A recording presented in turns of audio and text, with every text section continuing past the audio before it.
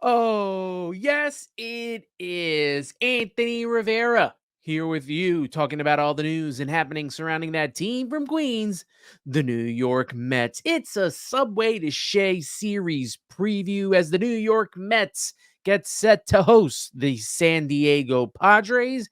And before we get into this series, we got to recap last series, and we're going to do that as the Mets wrapped up their series against the Miami Marlins. They won that series 2-1, taking 2 out of those 3 games. Game 1, the Mets struggled to solve Jesus Lazaro and lose 4-2. Tyler McGill pitched 4 2/3 innings, 5 hits. He gave up 3 runs. 3 of them were earned, 2 walks, and 8 strikeouts.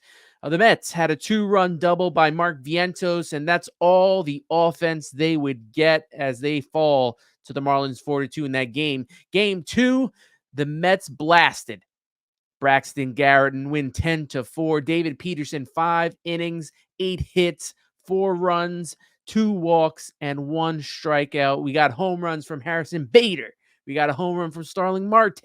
We got a home run from Cisco Lindor. And Daniel Nunez, 2 1/3 innings pitched, no hits, no runs, no walks, 5 strikeouts. He was perfect in his outing, and it was great to see that. And he earned his return to the bullpen as he will stay up with the Mets when they had brought up Edwin Diaz, and we would see Edwin Diaz in game 3.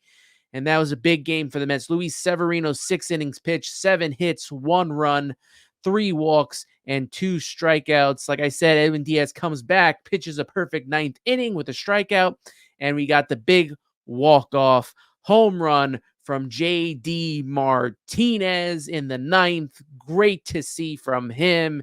And as a matter of fact, it's his first career walk-off home run, but the Mets needed this series. I said in the last series preview for the Marlins series that the Mets should sweep. I felt like it was unacceptable if they didn't sweep. I am thankful and grateful that they took 2 out of 3. But when you're playing this team that's in last place and one of the worst teams in the National League, you have to take care of business. You got to sweep this team, and the Mets did not do that. I still think that there's time for this Mets team to somehow turn around the original struggles that they have been dealing with, but to be taken seriously as a playoff contender, the Mets, to me, had to have swept the Marlins. There's still time to do that. If they can build off this momentum, if they can build off the momentum of this JD Martinez home run, it will be huge. We've seen in the past, the Mets have had big games this season where they won. We could talk about the Brandon Nimmo when he was injured in that home run, Francisco Lindor's big game. You talk about Mark Vientos' big home run game. And then you talk about this one right here. Can the Mets build the momentum? Because they haven't been able to do that in the past. There's 7 games under 500, looking to get back to 500. Take this game by game, get to 500, and then let's talk about trying to build this team for not only this postseason, but for the future when it comes to the trade deadline. But the Mets win this series, and now they face the San Diego Padres. And let's look at the tail of the tape for this series. The Mets coming in at 30-37. Like I said, 7 games behind 500. 4th in the National League East. You go to the San Diego Padres, who are 2nd in the NL West, which every other team outside of the Dodgers and the Padres are under 500. The Padres are 37-35, 2nd, like I said, in the NL West. You look at the hitting for both the Mets and the Padres. The Mets come in with a 241 batting average to the Padres 262. You got 73 home runs for the Mets, 75 for the Padres, 279 RBIs for the Mets, 312 for the San Diego Padres. You have 48 stolen bases for the Mets, 9 below the Padres, who have 57. And then the Mets have a 701 OPS to the Padres 733. So the Padres basically lead in all the hitting categories that I just mentioned there. And the Mets pitching is going to have to come in big time, which also the Padres lead against the Mets here. And the Mets are going to have to somehow at the very least, take 2 out of 3. I don't expect them to sweep the Padres, although it would be nice. I really needed them to sweep the Marlins. But if they can take 2 out of 3 from the Padres, that would be a very, very good weekend for the New York Mets. You look at the ERA, a 4.21 for the Mets, 3.90 for the San Diego Padres. So this Mets offense is really going to have to step up their game. They were no hit for almost 5 innings from Roderick Munez for the Marlins, who had a over the 5 ERA there. So I hope that the Mets figure out a way to beat the San Diego Padres pitchers. They have 634 strikeouts to the Mets 586, and they give up a lot less walks than the Mets do, 206 to the Mets 265. Let's go to the pitching probables here. Sean Manaea will take game 1. He'll be on the hill, 3-3 with a 4.30 ERA against Matt Waldron, who's 4-5 with a 3.76 ERA, and he's got that knuckleball. You go to game 2. Jose Quintana, 1-5 with a 5.29 ERA against Adam Mazur.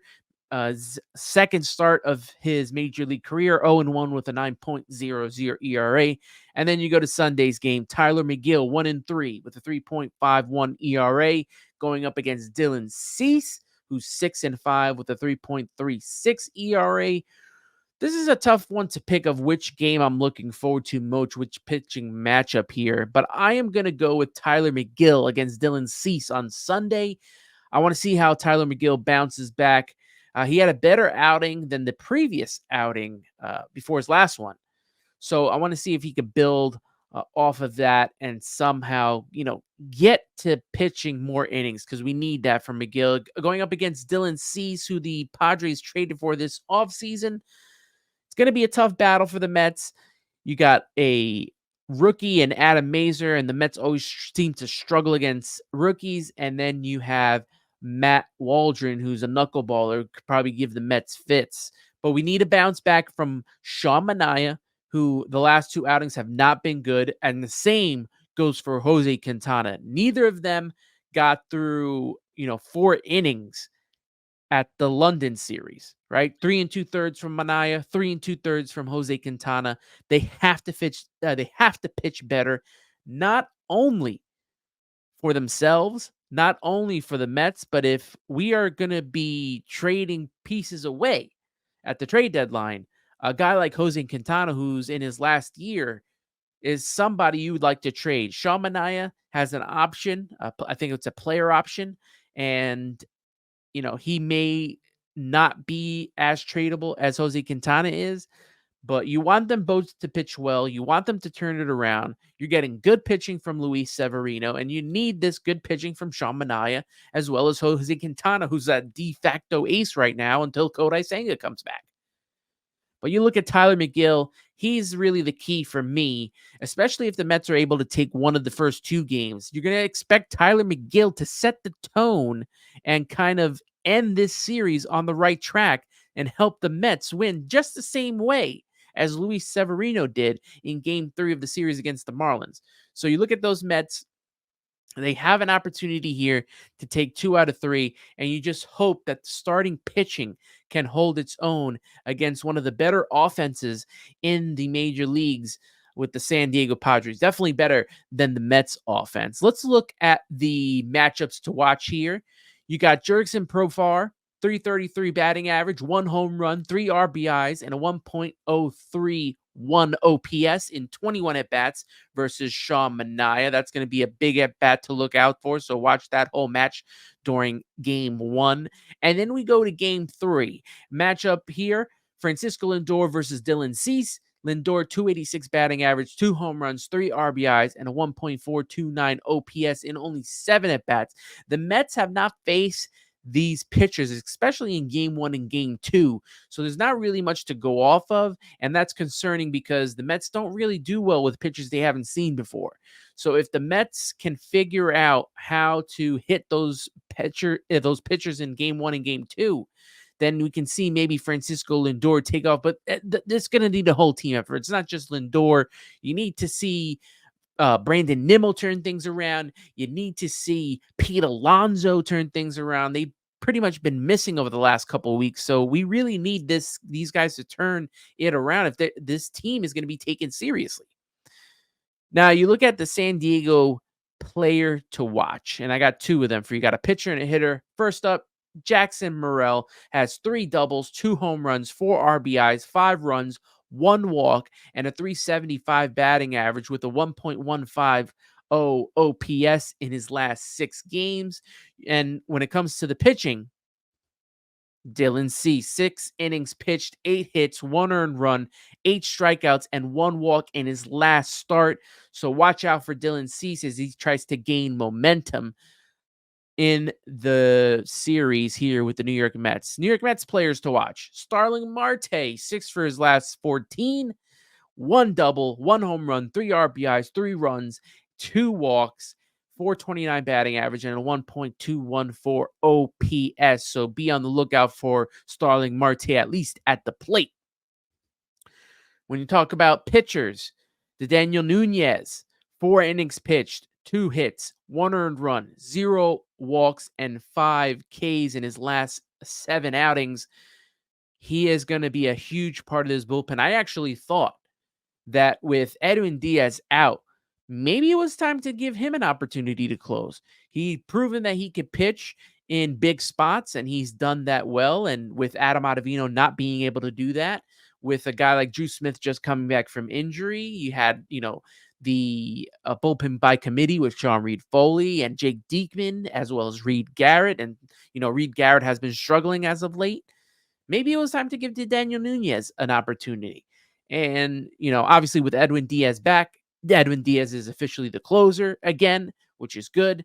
And we'd like to see that. And hopefully he can build off of that. But the Daniel Nunez could be a guy that gets more big opportunities, could probably be a setup man at some point.